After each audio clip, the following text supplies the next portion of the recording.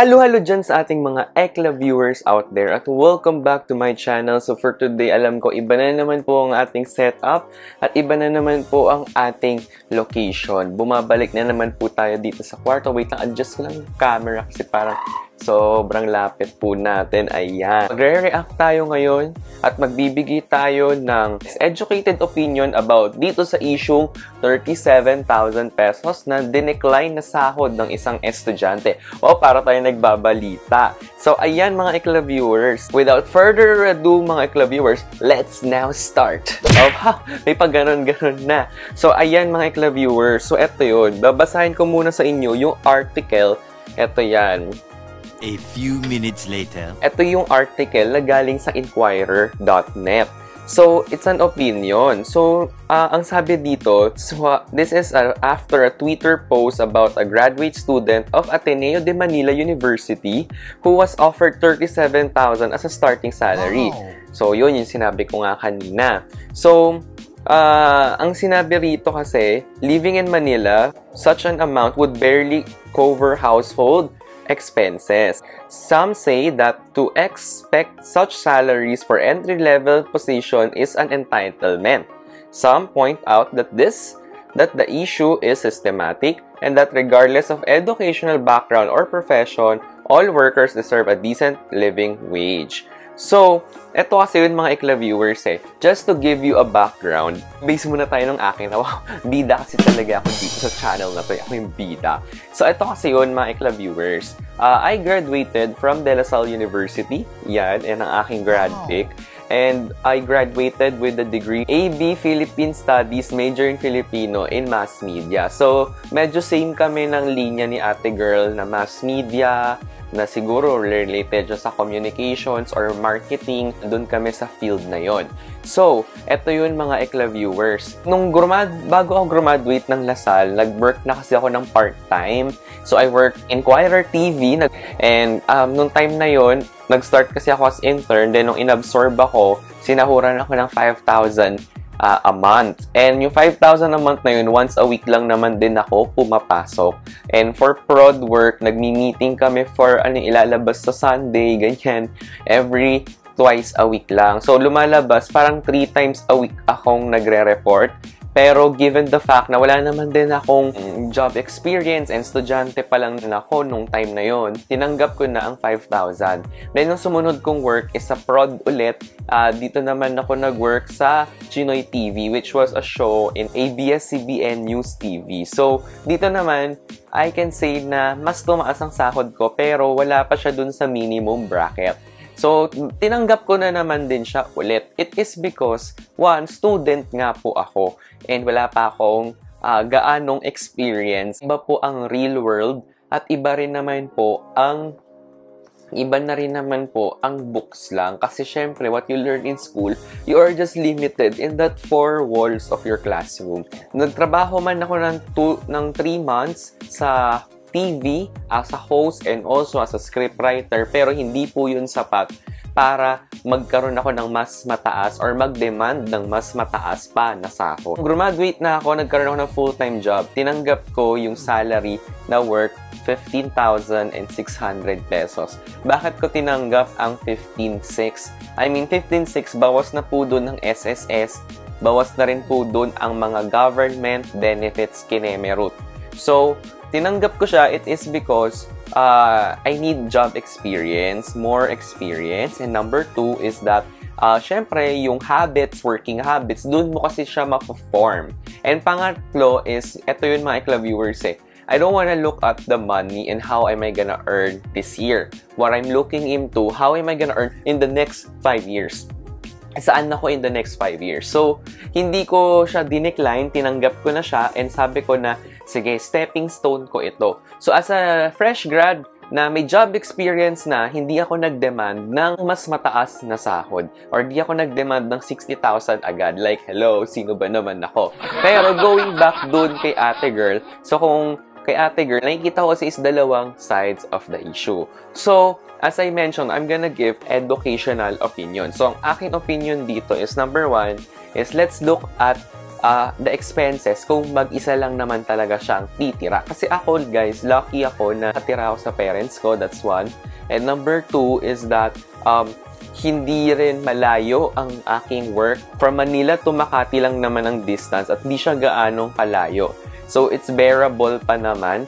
And lastly, mga Ekla-Viewers, magtipid kasi talaga akong tao. Alam niyo po ba, nung sumasahod ako ng 15.6K, nakakaipon ako ng 8 to 10K a month. So, parang, siguro it's because I only spend for myself. Like, I only spend for my own expenses such as food, transpo, and also other things na kailangan kong paggastusan. So, yun lang naman ang mga paggagastos ko noon. Wala naman akong ibang gastusin kung hindi yung sarili ko lang. At kung may luho man ako, I mean, nung time na yun, sipin mo gano'n na nakaliit sahod mo. Syempre, yung luho ko is meron naman akong nakaset aside na budget for luho. So, going back dito kay ate girl, let's just say na itong si ate girl is providing for her family. So, nagpo-provide siya, let's say, for her family. Let's say, nagsusustento siya. And then, number two, it's probably because she is also living on her own. And siguro, she is living in a more expensive location. And lastly, it's also because possible na si ate girl is meron siyang expectation na pagka-graduate mo sa school na ito, i-divide mo yung tuition fee mo doon sa monthly salary mo. Dapat parang kung ano yung tuition mo nung college, yun din yung ibabalik sa yung sahod. Which hindi yun ang kaso. Hindi yun normally nangyayari, mga Ekla-Viewers. Kasi nga po, dito sa Philippines, nanood din ako ng mga vlogs, nanood ako ng mga iba't ibang mga vlogs, mga accountant na po ito, ang sahod nila is even lower than 18,000 pesos. So, for me, siguro, I can see her side why she asked for a higher rate. It is probably because mataas ang kanyang standard of living. Number two, marami na siyang obligations in life. Kaya para sa kanya, she demanded a 60,000 pesos. But then, again, if you are just starting in the real world, you cannot demand a salary higher than 18 or even higher than 20,000 pesos. Like me, myself, whenever I have an interview, I usually tell them, ang expected salary ko is 15 to 18. Kasi mga Ekla-Viewers, ganun naman po talaga when you started working. So the bottom line question here is, are we, tayong mga Pinoy, are we underpaid? Probably yes. We are underpaid. But the thing is, mga Ekla-Viewers, since underpaid tayo dahil sa buong ASEAN region, like sa Singapore, sa Bangkok, and also here in the Philippines, we're top 3 Number 3 tayo sa most expensive cities in the ASEAN region. Tayo rin yung pinaka-most underpaid sa lahat. So, given that fact, it's a fact already, mga Ekla-Viewers, na isipin mo kung 18,000 ang sahod mo, ang renta mo sa condo is 5,000 already, diba? Tapos pagkain mo pa, electric bills mo pa, at iba mo pang pangangailangan, talagang hindi kakasya ang starting salary dito sa Manila. And there are some people who are even earning less than that starting salary. Mga iba is binibase din nila yun nga sa school. Pero of course, mga Ekla-Viewers, lahat po tayo ay dyan nagsa-start. And of course, I can see din yung side ng ibang tao na si ate girl is entitled. Kasi, kung wala ka pa naman ng job experience, wala ka pa namang napapatunayan.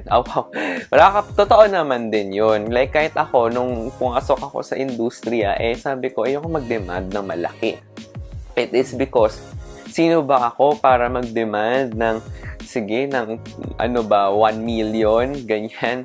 Syempre, di ko kayang i-demand yon. So, yan, mga Ekla-Viewers, yun lang ang masasabi ko doon kay ate girl na, syempre, minsan, there are times na we have to meet halfway. So, siguro si ate girl, for me, if I was in her position na in-offeran ako ng 37,000 pesos and entry pa lang naman ako. Like, most of my batchmates, like, siguro more than half would even earn 12 to 15,000 after they graduate. I would accept that offer right away. Pero, syempre, given the fact na baka nga mag-isa lang siya sa buhay, wala siyang family, wala siyang marami siyang pinagagastusan, siguro kaya niya rin po yun dinecline at nag-request ng higher offer. Pero ito yun mga Ekla-Viewers Alam nyo, meron akong naniniwala ako sa isang saying na sabi nila, it's not about how much you earn, but it is about how much you save. Yan. Kasi mga Ekla-Viewers, pwede ka nga kumita ng 60,000 pesos, pero kung 60,000 din ang gastos mo, wala ring kwenta kasi wala ka ring naiipon for yourself and for your future.